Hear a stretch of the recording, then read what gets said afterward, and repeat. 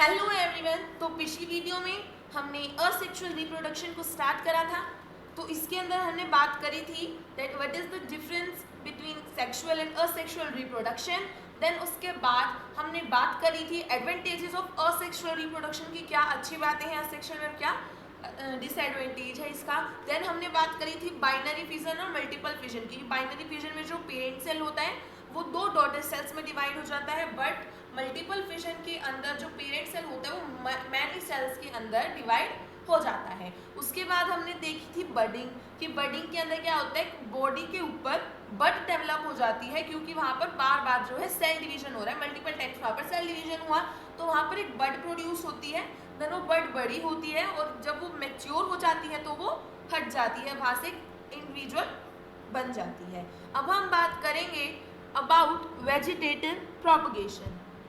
तो जो vegetative propagation है उसके अंदर जो प्लांट के प्रोपगेटिव पार्ट्स होते हैं, वेजिटेटिव पार्ट्स होते हैं, जैसे कि रूट्स, स्टेम्स एंड लीव्स, जो कि यानी कि रूट्स, स्टेम्स या लीव जो हैं हमारे वेजिटेटिव पार्ट्स हैं, और इनको यूज करके भी जो है नया प्लांट उगाया जा सकता है। तो वेजिटेटिव प्रोपगेशन के अंदर वेजिटेटिव पार्ट्स को यूज करके एक नया प्लांट उगाया जाता है, इसे वेजिटेटिव प्रोपगेशन कहा जाता है। जैसे रोज है, जैस्मिन, शुगर केन, तो जो कि सीडलेस प्लांट्स हैं ये, तो इनको ग्रो करने के लिए वेजिटेटिव प्रोपगेशन का यूज करा जाता है। तो हम एडवांटेजेस की बात करते हैं कि वेजिटेटिव प्रोपगेशन में एडवांटेज क्या है।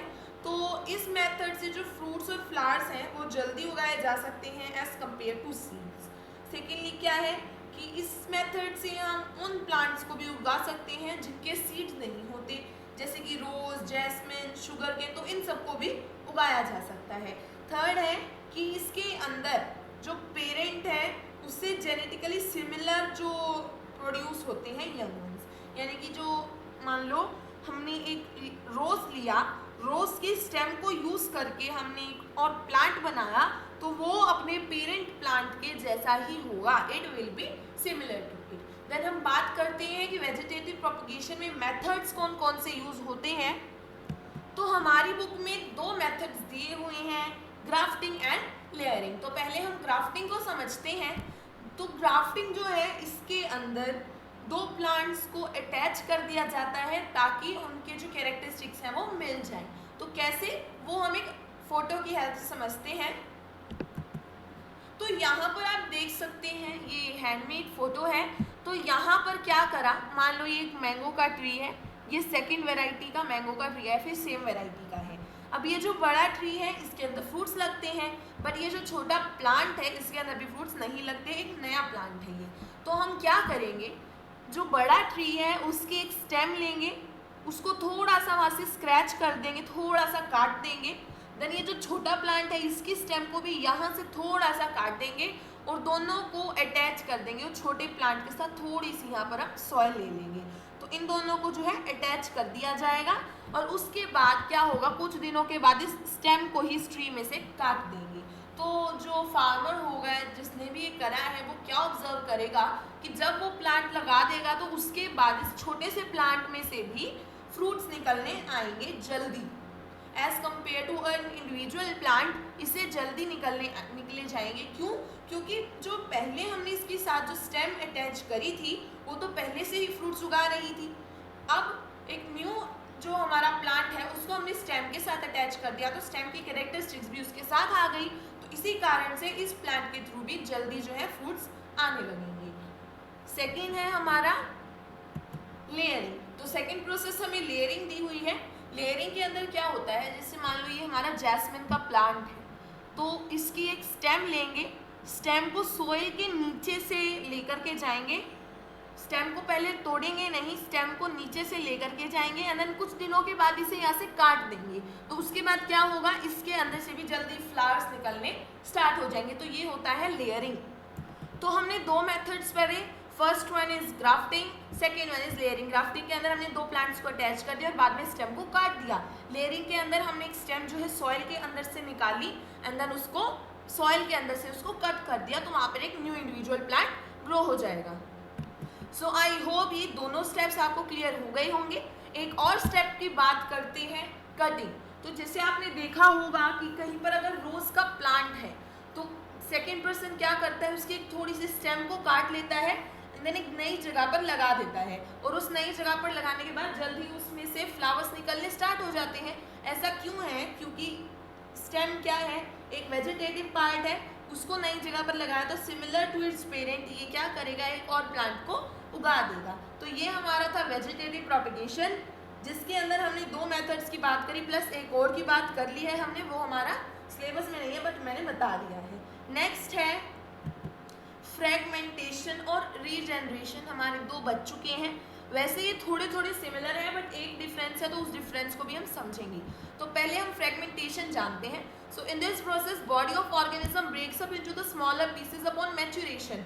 तो जैसे आपने स्पायरोगायरा का देखा होगा, तो स्पायरोगायरा जो क्या करता है, वो एक बड़ा होता है तो किसी फोर्स के कारण वो ब्रेक हो जाता है जब तक वो मैच्योर नहीं होता, स्मॉल पीसेस में वो ब्रेक होता रहता है। बट क्या होता है, ये बढ़ता नहीं है।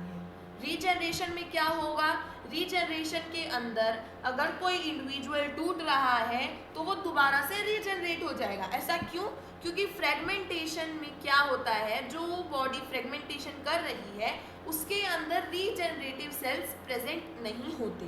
बट रीजनरेशन जो होती है, जो इंडिविजुअल्स रीजनरेशन करते हैं उनके अंदर रीजनरेटिव सेल्स प्रेजेंट होते हैं, जो कि उनकी बॉडी को दोबारा से जो है ग्रो कर देते हैं। तो जैसे कि यहाँ पर हमारा जो एग्जाम्पल है प्लेनेरिया का, तो यहाँ पर एक प्लेनेरिया था, इसने अपने आप को 3 पार्ट्स में डिवाइड कर दिया। ये इसने अपने पास ही रखा, देन ये एक अलग पार्ट बन गया, नीचे वाला एक अलग पार्ट बन गया। तो कुछ टाइम के बाद ये जो बाकी का पार्ट था ये अपने आप ग्रो हो जाएगा और इसका जो अपर पार्ट था वो भी ग्रो हो जाएगा। तो ये है रीजनरेशन। बल्कि फ्रेगमेंटेशन में क्या होता है, फ्रेगमेंटेशन के अंदर वो ब्रेक हो जाएगा तो वो आगे नहीं बढ़ेगा। एक हमारा रह चुका है असेक्सुअल में, वो है स्पोर फॉर्मेशन। तो स्पोर फॉर्मेशन की अगर हम बात करें तो जैसे कि अगर आपने ब्रेड देखी हो तो कुछ टाइम के बाद उसके ऊपर कुछ थ्रेड लाइक स्ट्रक्चर्स बनने लग जाते हैं, उन्हें राइजोबियस कहते हैं। और वो जो थ्रेड लाइक स्ट्रक्चर है उन्हें कहा जाता है hypo. Those thread like structures are hypo, उनके ग्रुप को कहते हैं राइजोबस। तो हाइपो जो है वो रिप्रोडक्टिव पार्ट नहीं है उनकी, बट उनके ऊपर छोटे छोटे ब्लॉक्स प्रेजेंट होते हैं जिन्हें कहते हैं स्पोरेंजिया। और स्पोरेंजिया के अंदर छोटे छोटे स्पोर्स प्रेजेंट होते हैं जो कि आगे एक नया इंडिविजुअल बनते हैं।